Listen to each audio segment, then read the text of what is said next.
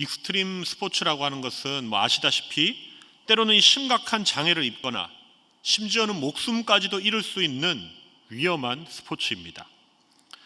몇 가지 예를 들자면 절벽 다이빙이 있었고요, 맨손 암벽 등반이 있었고요, 윙슈트 플라잉 이러한 종목의 선수들이 나왔는데 그들의 온몸은 상처투성이었습니다. 자신들의 이 상처의 흔적들을 보여주면서 인터뷰하는데 아주 자랑스럽게 이러한 상처에도 불구하고 자신의 어떤 인생 철학, 목표, 신념들을 이야기하면서 아주 기쁘게 그러한 자신들의 이 선수 생활을 하는 이유를 말하는 것을 본 적이 있습니다. 사실 그들의 그러한 스포츠를 하는 거나 그분들의 그 상처를 보면서 저는 처음에는 잘 이해가 되지 않았습니다. 저런 걸 하려고 저렇게 목숨 걸고 하나, 그렇게 자랑스러운 일이라고 생각할까, 이러한 생각도 들었지만 그들의 인터뷰 내용과 그들이 피땀 흘려 연습하고 그 후기들을 이야기하는 것들을 들으면서 그들도 그 나름대로 이루고자 하는 어떤 분명한 인생 목표나 신념을 가지고 사는 그러한 사람들에게 있어서 때로는 그러한 어떤 상처, 때로는 그 목숨까지도 잃어버릴 수 있는 이러한 불가피한 희생도 얼마든지 감수할 수 있겠구나 하는 생각도 들었습니다. 사람의 인생이 그런 것 아니겠습니까? 어떠한 분명한 신념을 가지고 사는 사람은 반드시 그 믿는 바를 이루고자 하는 과정에서 때로는 신체적인 상해도 입을 수 있겠죠. 때로는 많은 인간관계에 손실도 올 수 있을 것입니다. 때로는 자신이 가지고 있는 어떤 재산에 막대한 피해도 입을 수 있을 것입니다. 이런저런 말 못할 희생을 강요당하기도 하고 때로는 사람들과 동떨어져서 고독한 인생을 살아가게 될 때도 있는 것이지요. 그 다큐멘터리를 보면서 마음 한켠에 이런 생각이 들었습니다. 사람을 구하고 살리고 영혼을 살리는 그러한 일도 아닌데 저 사람들은 저렇게까지 기쁘게 저런 희생을 감내하면서 용기 있게 저런 일들을 하고 있구나. 그런데 과연 나는 하나님의 자녀로서 어떻게 살고 있는가 하는 생각이 문득 스쳐 지나갔습니다. 과연 나는 영원한 상급과 또 영원한 생명이 보장되어 있는데 그러한 일에 걸린 일들에 대해서 과연 그 사람들만큼 희생하면서 용기 있게 나의 사명을 감당하고 있는가 하는 그러한 생각이 스쳐갔던 적이 있었습니다. 오늘 읽어본 성경의 본문을 보시면 바울 사도는 이 갈라디아서 서신을 끝맺으면서 이후로는 누구든지 나를 괴롭게 하지 말라, 내가 내 몸에 예수의 흔적을 지니고 있노라, 이렇게 말하면서 서신을 마치고 있습니다. 지금 바울 사도가 말하는 예수의 흔적, 그것이 과연 무엇이겠습니까? 성경에 기록된 이 흔적이란 단어는 신약 성경을 전체 통틀어 보아도 유일하게 이 갈라디아서 6장 17절에 단 한 번 사용된 헬라어 단어입니다. 신약 성경 다른 어느 곳에서도 사용되지 않았습니다. 이 흔적이라는 우리말이 헬라어 원문 성경에 스티그마라는 단어로 표현되어 있는데요, 일반적으로는 이 스티그마라는 단어의 뜻이 어떤 몸에 새긴 문신이나 화인, 이러한 것을 의미하는 단어였습니다. 1세기의 노예들이나 군인들을 보시면 이 사람들은 자신의 주인의 이름이나 혹은 사령관의 이름을 몸에 문신으로 새겼습니다. 그러해서 자신의 주인이 누구인지, 자신이 누구의 명령을 따라 사는 사람인가 하는 것을 이 문신을 통해서, 스티그마를 통해서 드러내었던 것이죠. 실례로 로마의 노예들 같은 경우에는 자기 주인의 이름을 허벅지에다가 문신으로 새기는 것이 일반적인 관례였습니다. 종들인 경우에는 거의가 예외 없이 허벅지나 혹은 얼굴에, 심지어는 가슴팍에, 팔꿈치에 이러한 부위에다가 문신을 혹은 화인을 찍어서 스티그마를 남겼다는 것입니다. 왜 그렇게 했냐 하면 이 노예들이 혹시라도 도망하였다고 한다면 나중에 그 노예가 체포되거나 다시 찾았을 때에 그 스티그마를 통해서 주인이 누구인가 하는 것에 대한 증거가 될 수 있었기 때문에 그랬습니다. 꼭 노예나 군인이 아니라 하더라도 어떤 종교적인 열심이 있는 사람들은 자신이 신앙하는 신에 대한 충성의 표시로서 이 신을, 자기가 믿는 신을 나타내는 그러한 문신이나 화인을 몸에다가 새기기도 하였습니다. 그러니까 이 몸에다가 문신을 새기는 것 혹은 화인을 찍는 것은 당시 이 고대 사회에서는 상당히 일반적인 일이었다는 말입니다. 헬라의 전통적인 우상 중에 디오니소스라는 우상이 있습니다. 그런데 이 디오니소스 신전에 출입했던 사람들은 주로 불에 달군 인두를 가지고 그 아이비 나무의 이파리 모양을 화인으로 만들어서 몸에다가 찍었습니다. 그래서 길을 가다가 아이비 이파리 모양의 화인이 찍혀 있는 사람을 보게 되면 저 사람은 디오니소스 우상을 섬기는 사람이구나 하고 알 수가 있었던 것이죠. 이것이 그 당시의 사람들이 스티그마에 대해서 오늘 바울 사도가 말하는 예수의 흔적, 그 흔적에 대한 이해였었고, 이 서신을 받아들었던 갈라디아 교회 성도들도 당연히 알고 있었던 내용이었습니다. 사도 바울이 자신의 몸에 예수의 흔적을 지녔다라고 말한 이것은 바로 방금 언급한 이러한 문화적인 배경에서 나온 것입니다. 말하자면 사도 바울 자신의 몸에도 동시대의 다른 사람들이 몸에 새기고 다녔던 문신이나 화인처럼 사도 자신의 몸에 자신이 섬기는 예수 그리스도를 가리키는 어떤 흔적이 몸에 있다라고 지금 말하는 것이지요. 그렇지만 당시에 사람들이 몸에 지니고 다녔던 문신이나 화인과는 달리 사도 바울이 말하는 흔적은 조금은 다른 의미가 함축되어 있습니다. 오늘 본문에서 이 흔적이라는 말이 원래는 스티그마라는 단수인데 오늘 본문에 사용될 때는 스티그마타라고 해서 복수형 어미가 붙었습니다. 그래서 흔적들, 우리말로 엄밀히 따지자면 흔적들이 되는 것이지요. 이 동시대 사람들이 자랑이나 명예나 혹은 자신이 섬기는 우상, 주인 이러한 것에 대한 충성의 표시로서 새겼던 문신과는 다르게 바울의 몸에 있는 예수의 흔적이란 다름 아닌 복음 전파를 위해서 자신이 겪었던 고통과 부끄러움과 수치의 흔적이었다는 것입니다. 고린도전서 4장 9절부터 13절까지의 말씀을 한번 같이 읽어보겠습니다. 고린도전서 4장 9절에서 13절입니다. 시작. 내가 생각하건대 하나님이 사도인 우리를 죽이기로 작정된 자 같이 끄트머리에 두셨음에 우리는 세계 곧 천사와 사람에게 구경거리가 되었노라. 우리는 그리스도 때문에 어리석으나 너희는 그리스도 안에서 지혜롭고 우리는 약하나 너희는 강하고 너희는 존귀하나 우리는 비천하여 바로 이 시각까지 우리가 줄이고 목마르며 헐벗고 매맞으며 정처가 없고 또 수고하여 친히 손으로 일을 하며 모욕을 당한즉 축복하고 박해를 받은즉 참고 비방을 받은즉 권면하니 우리가 지금까지 세상의 더러운 것과 만물의 찌꺼기같이 되었도다. 아멘.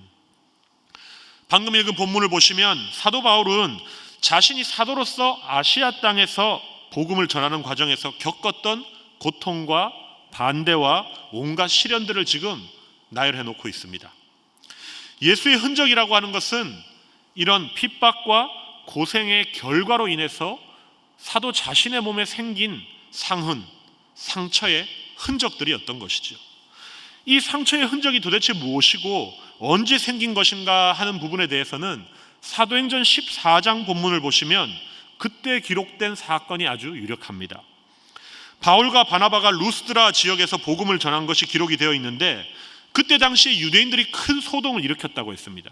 그 소동으로 말미암아서 바울은 그곳에서 사람들에게 둘러싸여 돌에 침을 당했습니다. 돌로 맞았다는 말입니다. 사도행전 14장 19절과 20절 말씀을 함께 읽어보겠습니다.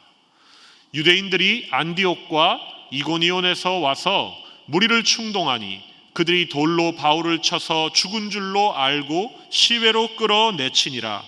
제자들이 둘러섰을 때에 바울이 일어나 그 성에 들어갔다가 이튿날 바나바와 함께 더베로 가서 아멘. 본문을 보시면 사람들이 그가 돌에 맞아 죽은 것으로 생각하고 그를 성 밖으로 내다 버렸다고 기록하고 있습니다. 놀라운 사실은 돌에 맞아서 의식도 없이 죽은 사람처럼 축 늘어져 있었던 사도 바울이었습니다. 그래서 죽은 줄 알고 갖다 버렸다고 했어요. 그런데 이랬던 사람이 비정상적으로 아주 급격한 속도로 회복돼서 이튿날 루스드라 성에 다시 들어갔다가 더베를 향해서 나아갔다라고 기록하고 있죠. 틀림없이 이것은 사경을 헤매고 있었던 이 사도 바울을 하나님의 어떤 특별한 치유의 은총으로 말미암아 그를 급격히 회복시키셨고 계속해서 이 복음 전도의 사명을 감당하게 하셨다는 이야기가 되는 것이죠.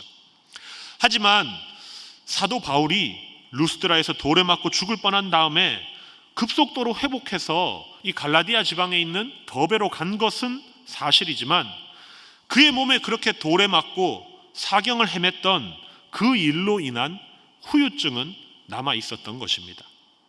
그래서 다 갈라디아 지방으로 들어갔을 때 더 이상 선교 여행을 계속해서 지속해내지 못하고 그 갈라디아 지역에서 상당 기간 동안 머물면서 그곳에서 자신의 이 건강의 회복을 위해서 머물렀던 것이죠. 그런데 건강의 회복을 위해서 그 갈라디아 지방에서 머무는 동안에도 사도 바울은 그 기간을 갈라디아 지역에서 살고 있는 이방인들에게 복음을 전하는 기회로 삼았던 것입니다. 이와 같은 그 결과로 세워진 교회가 바로 오늘 이 서신을 받아들였던 갈라디아 교회였던 것입니다. 비록 건강상의 이유로 갈라디아에 머물러야 했던 그 시기가 사실은 갈라디아 지방에 있는 이방인 교회를 세우는 복음 전파의 기회로 역전되었던 것이죠. 그래서 갈라디아서 4장 13절 말씀을 보시면 이렇게 기록되어 있습니다. 내가 처음에 육체의 약함으로 말미암아 너희에게 복음을 전한 것을 너희가 아는 바라. 사도 바울은 지금 이때의 경험으로 인해서 하나님께서 일하시는 방식에 대해서 아주 깊은 새로운 통찰을 하나 얻게 되었습니다. 그래서 그는 고린도후서 12장 10절 말씀에서 이렇게 고백하였던 것이죠. 함께 한번 읽어볼까요? 시작. 그러므로 내가 그리스도를 위하여 약한 것들과 능욕과 궁핍과 박해와 곤고를 기뻐하노니 이는 내가 약한 그때의 강함이라. 아멘. 인간적으로 병약하고 힘이 없을 그때에 하나님께서 자신을 이 복음을 위한 하나님의 영광을 위한 도구로 사용했다라고 지금 사도는 고백하는 것입니다. 성도 여러분, 이것은 지금 사도 바울이 자신의 경험을 통해서 체험적으로 체득한 하나님의 일하시는 방식입니다.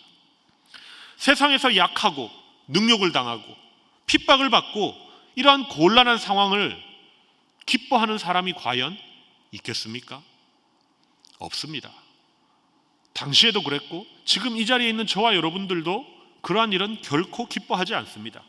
그러나 하나님께서는 우리가 약하게 되는 그때, 가장 약하게 되는 그때를 하나님의 구원의 능력을 드러내는 기회로 삼으시는 분이라는 점을 바울 사도는 자신의 그 절체절명의 위기의 순간을 겪으면서 깨닫게 되었고 하나님의 일하시는 방법을 이해하게 되었다는 말입니다. 하나님의 일하시는 방법은 어찌 보면 이처럼 우리의 상식이나 기대하고는 늘 다른 것 같습니다. 우리들은 어떻습니까? 영광과 승리를 통해서 복음이 전해지기를 바라죠. 어떤 내 개인적인 우리 공동체의 업적과 성공을 통해서 하나님의 이름이 세상에 널리 널리 전파되고 하나님의 영광을 드러내게 될 것이라고 생각하기 일쑤입니다. 그렇지만 실상은 그 반대입니다. 우리가 고통을 받고 오늘 사도 바울과 같이 도리어 주변으로부터 음해와 능욕을 당하면서 고독한 상황, 고난을 받을 때 그때의 하나님의 복음의 능력이 나타나는 기회가 된다는 말입니다. 이러한 이유 때문에 그리스도인들은 주님의 고난을 자랑할 수 있는 것이지요.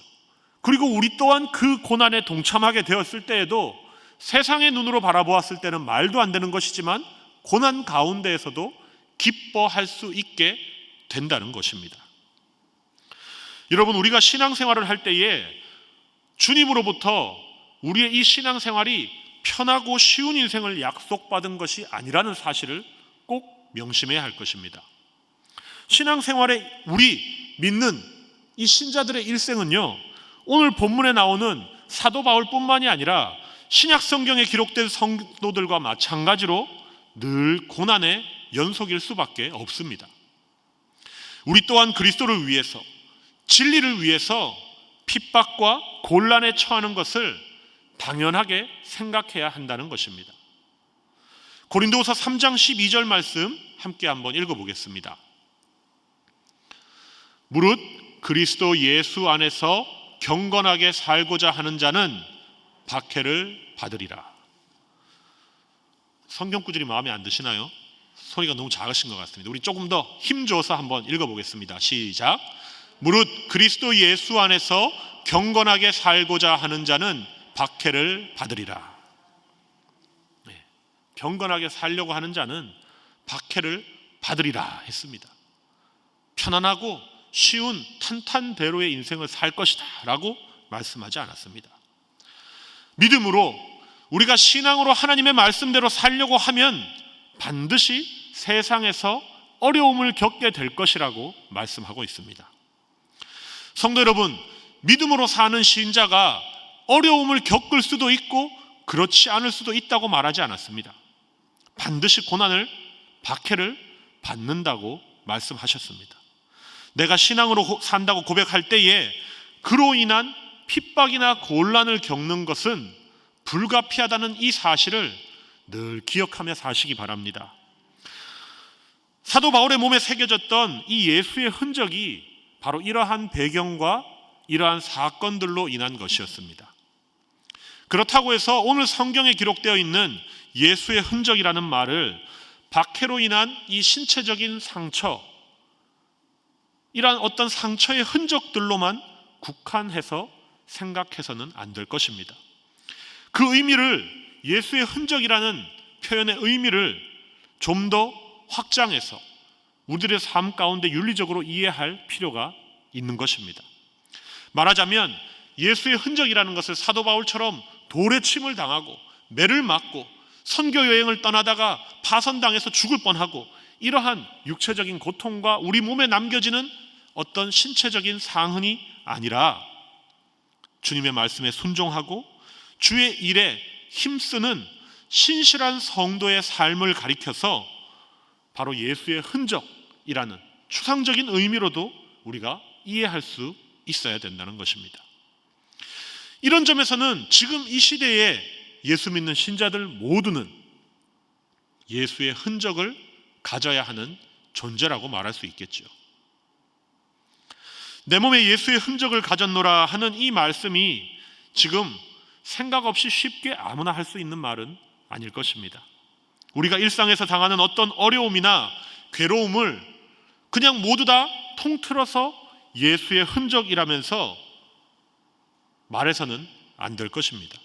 예수의 흔적이라는 것은요, 복음 전파를 위해서 주의 일을 신실하게 감당한 하나님의 사람임을 증명해내는 눈물겨운 헌신과 그 희생의 역사를 가리키는 표현이어야만 한다는 것입니다.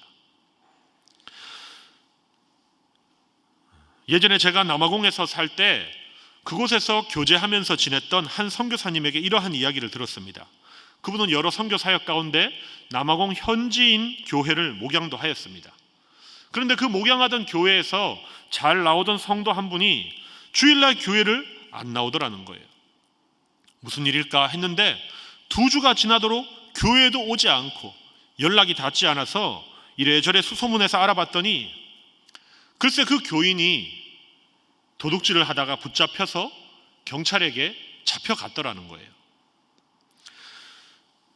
다행히도 중범죄는 아니었기 때문에 얼마 뒤 풀려나서 교회로 다시 나왔더랍니다.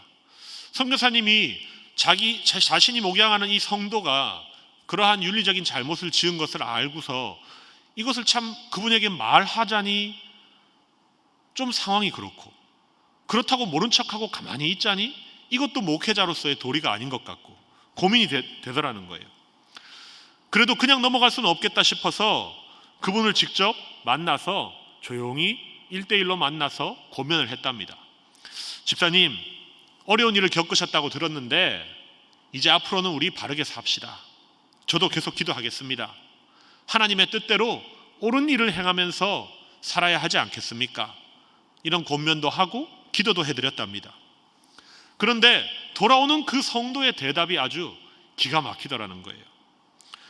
목사님, 예수님은 군인들에게 붙잡혔고 고난당했고 십자가에서 죽기까지 하셨는데 감옥에 제가 잠시 갔다 온 그런 것이야 뭐 대수겠습니까? 괜찮습니다. 이러더라는 겁니다. 어떻습니까? 영화의 대사가 생각나죠. 어처구니가 없는 말이죠. 부끄럽게도 도둑질하다가 붙잡혀서 고생한 것을 지금 예수님의 십자가의 고난과 그 죽으심에 비교하고 있는 것입니다. 이렇게 말도 안 되는 소리를 너무나 진지하게 하더라는 거예요. 성도 여러분, 그러한 흔적은 예수의 흔적이 아닙니다. 오히려 복음의 영광을 가리는 흔적이죠. 예수의 흔적이 아니라 그런 흔적은 죄의 흔적이요 수치스러운 흔적인 줄로 알아야 하는 것이죠. 물론 비약적인 예이긴 하였습니다. 하지만 우리 성도라면, 예수 믿는 신자라면 옳은 일과는 무관한 고난들을, 우리 일상 가운데 내 잘못으로 인해서 겪는 모든 어려움들을 다 싸잡아서 예수의 흔적으로 착각해서는 안 된다는 말입니다. 여러분, 오늘날 우리가 사도 바울이 지녔던 그러한 이 박해의 흔적을 지니기란 매우 어려울 것입니다. 우리가 현재 살고 있는 이 사회에서는 바울이 겪었던 그러한 박해는 없지요. 그러므로 우리는 오늘 본문에서 말하는 사도 바울과 똑같은 육체의 어떤 예수의 흔적, 신체적인 상흔을 가진다는 것은 거의 불가능한 일일 것입니다. 하지만 북한에서 탈북한 성도들의 이야기라든지 북한이나 중국과 같은 지역에서 살고 있는 지하교회 성도들이야 오늘 이 말씀이 그들의 실정에 어찌 보면 그대로 적용할 수 있는 부분이 될 수도 있을 것입니다. 왜냐하면 그들의 간증을 들어보면 그분들은 예수 믿다가 매를 맞기도 합니다. 고문도 당하기도 해요. 팔다리가 잘려지기도 한답니다. 그래서 심각한 장애가 남기도 해서 정말 이 신체 가운데 예수의 흔적이 남을 수도 있다라고 말할 수 있는 것이죠. 그렇지만 우리들은 그렇지 않습니다. 이렇게 안락하고 편안한 삶을 살아가는 우리들에게는 그러한 유의 예수의 흔적은 없겠지요. 하지만 우리 몸의 신체적인 상흔으로서의 예수의 흔적은 없다 할지라도 그것이 상징하는 의미에서는 우리들에게 예수의 흔적은 반드시 있어야 하는 것입니다. 반드시 있어야 됩니다. 주를 위해 살았다는 헌신의 결과로서 혹은 주를 위해서 봉사하고 복음을 전했다는 내 개인의 역사로서 예수의 흔적은 반드시 있어야 하는 것이지요. 그래야 신자인 것입니다. 나는 예수의 흔적을 가졌다고 말할 때 바울은 주를 위해서 바쳤던 자신의 헌신과 또한 그 과정에서 받아야만 했던 무수한 고난을 염두에 두고 말하고 있는 것입니다. 성도 여러분, 우리들도 스스로에게 질문을 던져봐야 할 것입니다. 과연 여러분들은 주를 위해서 살았다고 자부할 만한 그런 개인의 역사가 있으십니까? 오늘 이 사도 바울이 고백하는 그러한 봉사와 헌신과 희생의 의미에서 예수의 흔적이 있느냐는 말입니다. 이 질문은 이 자리에 있는 저와 여러분 각자가 스스로에게 던져야 할 신앙의 중요한 질문일 것입니다. 나의 이익이나 명예나 나의 자랑과는 전혀 무관하게 오직 주님의 기뻐하심을 위해서 헌신했던 그러한 과거의 기록이 있는지 자문해 보시기 바랍니다. 세상과 구분되는 거룩한 생활, 예수의 흔적이라 말할 수 있을 것입니다. 주를 위해서 애매히 고난을 당하는 그것, 역시 예수의 흔적이라고 말할 수 있을 것입니다. 육신의 정욕을 이기는 것, 예수의 흔적입니다. 복음 전파를 위한 열정과 수고, 이 역시 예수의 흔적입니다. 그리스도를 본받는 생활, 예수의 흔적입니다. 과연 이러한 것들 중에 여러분들은 어떤 예수의 흔적이 있으십니까?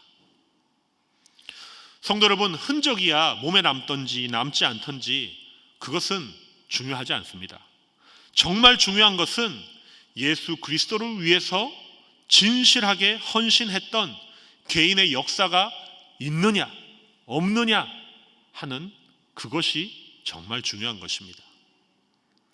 간신히 주일에 출석하는 정도에 그치는 그런 신앙생활을 이어가는 성도에게 과연 예수의 흔적이라고 말할 만한 것은 아마도 없을 것입니다.